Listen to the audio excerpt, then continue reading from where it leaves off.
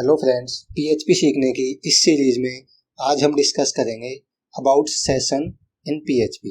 Last video में हमने cookies के बारे में डिस्कस किया था और इस वीडियो में हम डिस्कस करेंगे सेशंस के बारे में। तो स्टार्ट करते हैं आज की video. Sessions. PHP session is used to store and pass the information from one page to another page temporary until the user remain on website. जैसे कि हमने लास्ट वीडियो में कुकीज के बारे में पढ़ा था, तो कुकीज भी एक सेट ऑफ इंफॉर्मेशन थी जो हम क्लाइंट साइड पे यूजर के ब्राउजर में स्टोर करते थे। तो सेशन भी ऐसा ही कुछ है, कुकीज के जैसा ही, बट वैसा बिल्कुल सेम नहीं है। सेशन में भी हम कुछ इंफॉर्मेशन हैं जो पहले सेट ऑफ इंफॉर्मेशन हैं जिनको हम पहले से सेट करते हैं या सेव करते हैं, तो उनको हम बोलते हैं सेशन इंफॉर्मेशन। तो कुकीज़ में क्या होता था कि कुकीज़ हम कितने भी टाइम के लिए सेट कर सकते थे, चाहे हम ब्राउज़र बंद कर दें, लैपटॉप बंद कर दें, फिर से ओपन करते हैं तो कुकीज़ क्लाइंट साइड में के ब्राउज़र में रहती हैं तब तक कि हमने टाइम उसमें स्पेसिफाई किया है, तब तक कि वो डिस्ट्रॉय नहीं होती है। बट सेशन में ऐसा नहीं होता। सेशन तब तक एक्टिव रहता है तब तक कि यूजर रिमेन्स ऑन वेबसाइट। जैसे ही यूजर ब्राउजर को बंद करता है या लॉग आउट कर देता है तो वहां से सेशन डिस्ट्रॉय हो जाता है।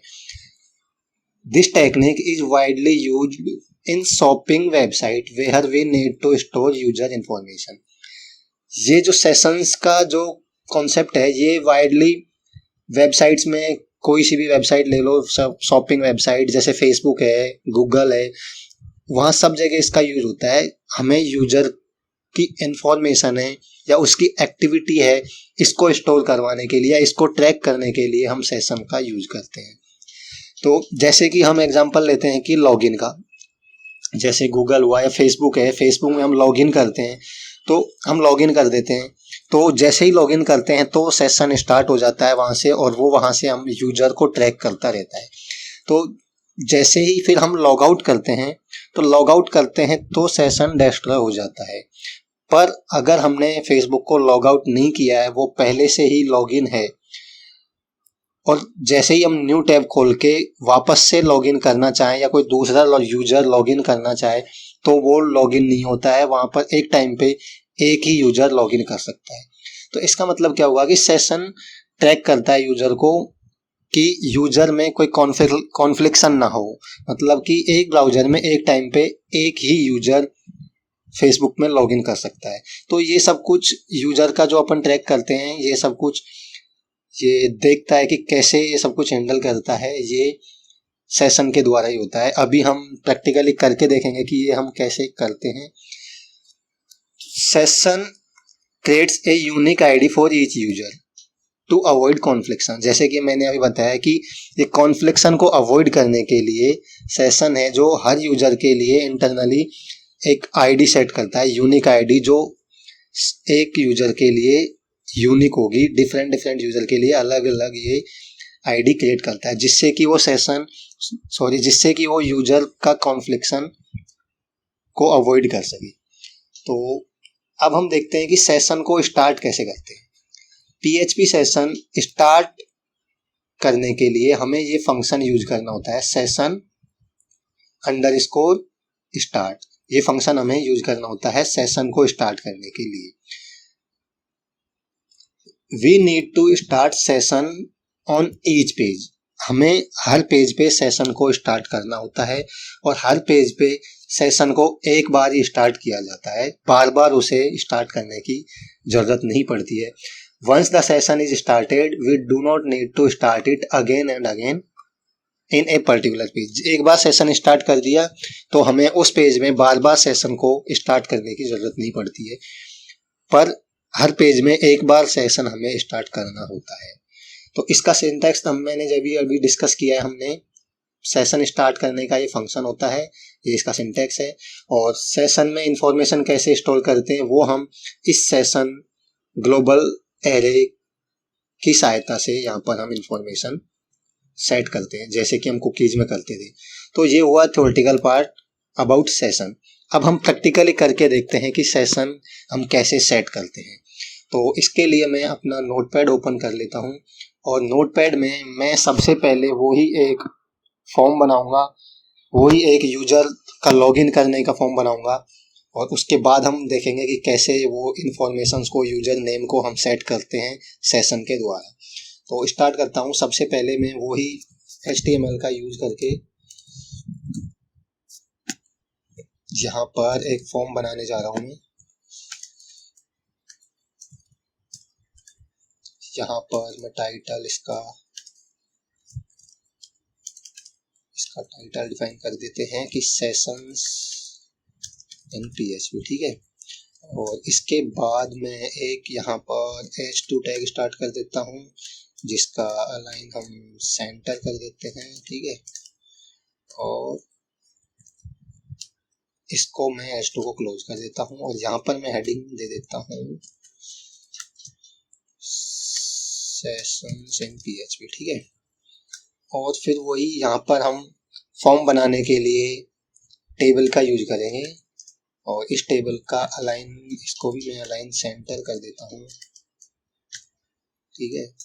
और इस टेबल को मैं यहाँ पर क्लोज कर देता हूँ और इस टेबल के अंदर हम फॉर्म बनाएंगे लॉगिन करने के लिए, ठीक है।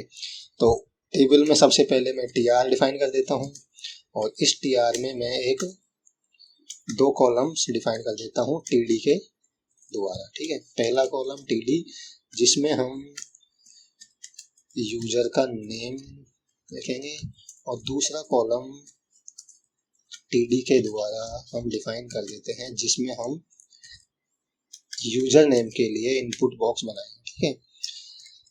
तो इस इनपुट बॉक्स को मैं यहाँ पर इसका टाइप टेक्स्ट दे देता हूँ। ध्यान रहे कि हमने जो फॉर्म्स हैं PHP में ये पहले ही डिस्कस कर दिए हैं, तो आपको यहाँ पर कोई प्रॉब्लम नहीं आनी चाहिए। यहाँ पर मैंने इसका नाम यूजर नेम दे दिया, ठीक है, यूजर नेम। और यहाँ पर मैं प्लेस होल्डर भी डिफाइन कर देता हूँ, प्लेस होल्डर में डिफाइन कर देता हूँ कि एंटर योर नेम, ठीक है। तो ये हमने इनपुट बॉक्स बना दिया, इसका टाइप दे दिया टेक्स्ट, नेम डिफाइन कर दिया और प्लेस होल्डर दे दिया, ठीक है। तो इसी तरीके से मैं दूसरी रो बनाने के लिए इसको कॉपी कर लेता हूँ और कॉपी करके मैं यहाँ पर पेस्ट कर देता हूँ और यहाँ पर मैं सेम ऐसे ही एक दूसरा इनपुट बॉक्स बनाता हूँ पासवर्ड के लिए, ठीक है, जिसका टाइप हम यहाँ पर डिफाइन कर देंगे पासवर्ड और यूजर नेम की जगह यहाँ पर इसका नेम हम दे देंगे पासवर्ड, ठीक है। और यहाँ पर भी हम इसको चेंज करके लिख देंगे एंटर योर पासवर्ड, ठीक है। यहाँ पर मैं इसको नेम कर देता हूँ और ऐसे ही हम थर्ड रो बनाने के लिए इसको फिर से कॉपी करेंगे और इसको मैं रिमूव कर देता हूँ, इसकी हमें कोई ज़रूरत नहीं है। यहाँ पर अब हम बनाएंगे एक सबमिट बटन। तो इनपुट बॉक्स के द्वारा इसका टाइप मैं सबमिट कर देता हूँ और इसका नाम भी मैं जैसे यहाँ पर डिफाइन कर देता हूँ, लेट्स से लॉगिन, ठीक है। और यहाँ पर मैं इसकी वैल्यू डिफाइन कर देता हूँ, लेट्स से लॉगिन, ठीक है। और इस इनपुट बॉक्स को भी मैं अलाइन सेंटर कर देता हूँ, ठीक है। तो ये हुआ कंप्लीट, एक फॉर्म बन गया है। इसका आउटपुट मैं एक बार चेक कर लेता हूँ कि इसका आउटपुट क्या है। अगर मैं इसको रिफ्रेश करता हूँ तो आप देख रहे हैं कि सेशंस इन PHP H2 हेडिंग दिखा रहा है, जहाँ पर लॉगिन करने के लिए user name and password show कर रहा है, ठीक है। तो ये लॉगिन को भी मैं सेंटर में ले आता हूँ।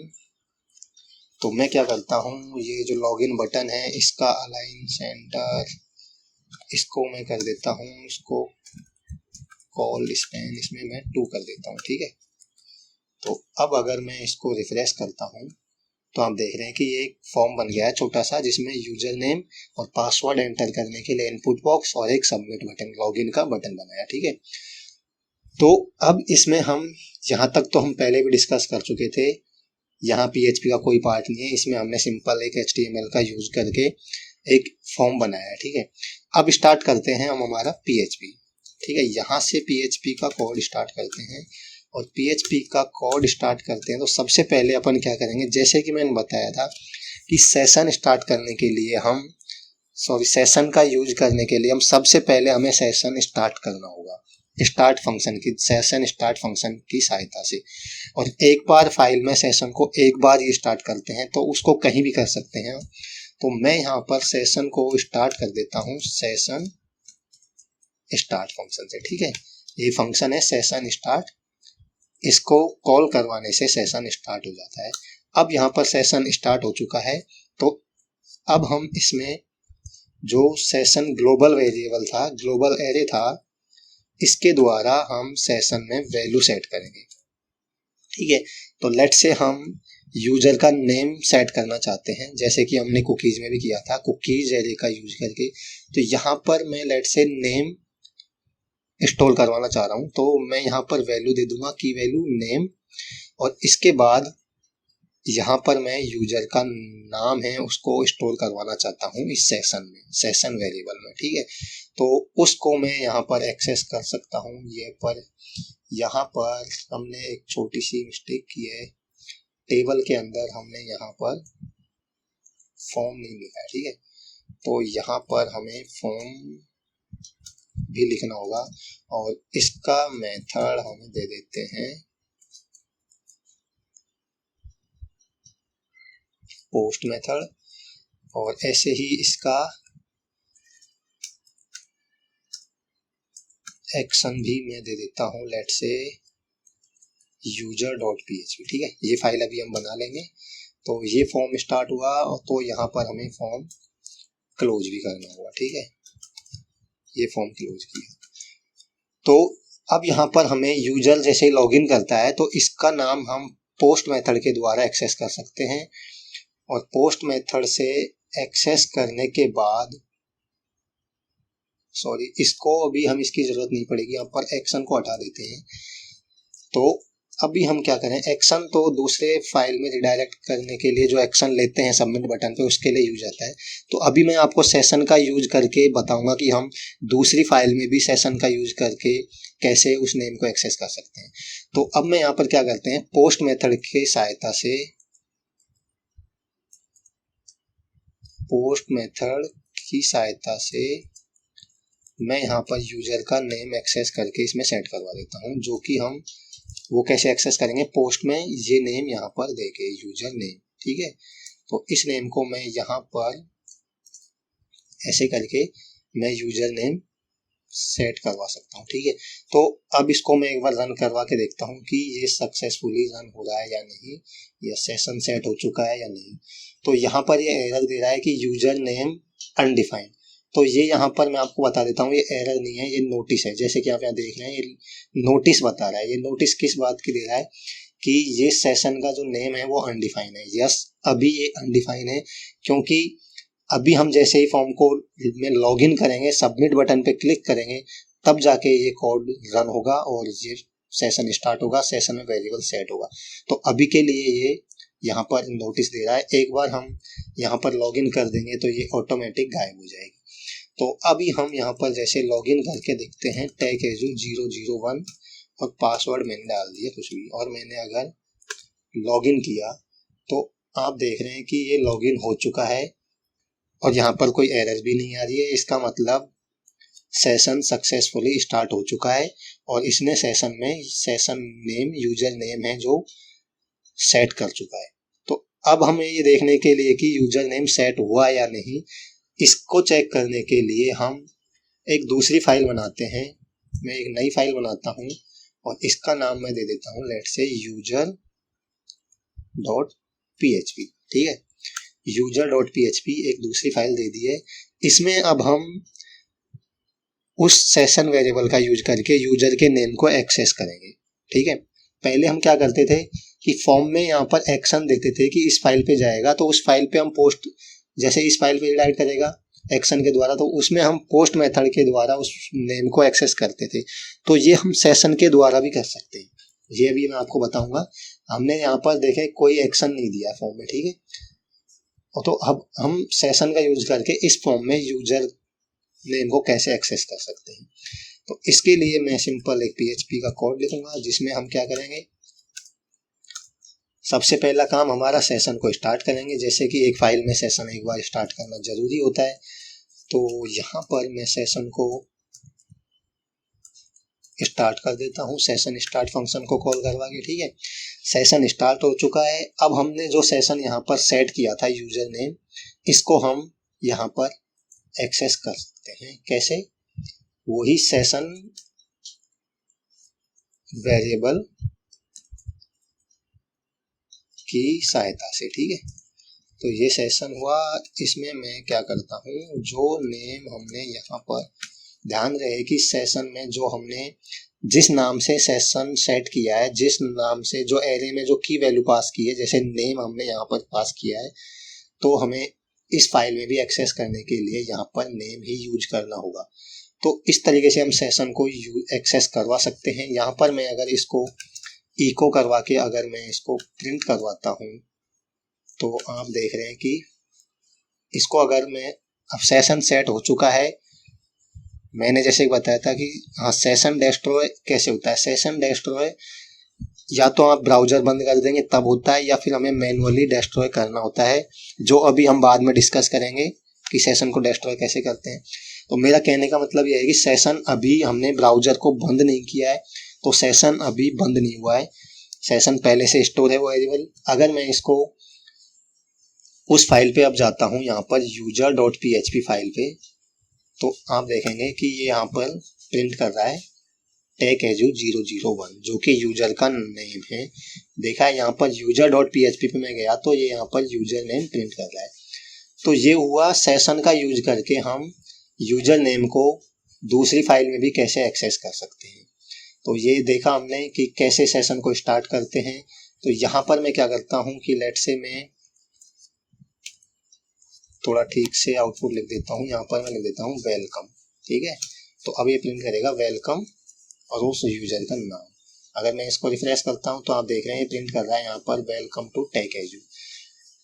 इसको मैं H2 टैग में भी लिख सकता हूँ। ठीक है, इसको मैं यहाँ पर H2 टैग में भी लिख सकता हूँ और इसका लाइन भी मैं लेट से सेंटर कर देता हूँ। ठीक है, इसका लाइन मैंने सेंटर कर दिया है और यहाँ पर भी मैं H2 टैग को क्लोज कर देता हूँ। ठीक है, तो अब अगर इसका आउटपुट हम देखते हैं तो ये थोड़ा बेटर अच्छे से दिखा देगा वेलकम TechEdu001। तो इस तरीके से हम सेशन का यूज करके ऐसे वेरिएबल को एक्सेस कर सकते हैं। कोई भी यूजर की इंफॉर्मेशन है जो हम यहाँ पर सेट करते हैं, उनको दूसरी फाइल में भी सेशन के द्वारा एक्सेस कर सकते हैं। तो ये हमने डिस्कस किया सेशन क्या होते हैं और सेशन को कैसे स्टार्ट करते हैं, इसके द्वारा कैसे हम वेरिएबल को एक्सेस कर सकते हैं दूसरी फाइल में। तो इस वीडियो में इतना ही डिस्कस करेंगे। नेक्स्ट वीडियो में हम सेशन के बारे में और डिस्कस करेंगे कि जैसे कि हमने देखा था कि सेशन का यूज हम यूजर के मैनेजमेंट के लिए, या एक टाइम पे एक ही यूजर लॉगिन कर सकता है, उसको कैसे ये ट्रैक करता है, कैसे मैनेज करता है, ये हम नेक्स्ट वीडियो में डिस्कस करेंगे। तो thank you for watching this video and please, अगर आपने ये वीडियो या ये चैनल अभी तक सब्सक्राइब नहीं किया है तो आप इसको सब्सक्राइब कर सकते हैं। और इन वीडियो को अगर आपको पसंद आ रही है वीडियो, तो आप इनको शेयर कर सकते हैं अपने दोस्तों के साथ और लाइक कर सकते हैं आप इसको। तो तब तक के लिए आप प्रैक्टिस कीजिए सेशन के बारे में, अच्छे से प्रैक्टिस कीजिए। इसके बारे में आगे हम और डिस्कस करेंगे नेक्स्ट वीडियो में। तब तक के लिए बाय, टेक केयर।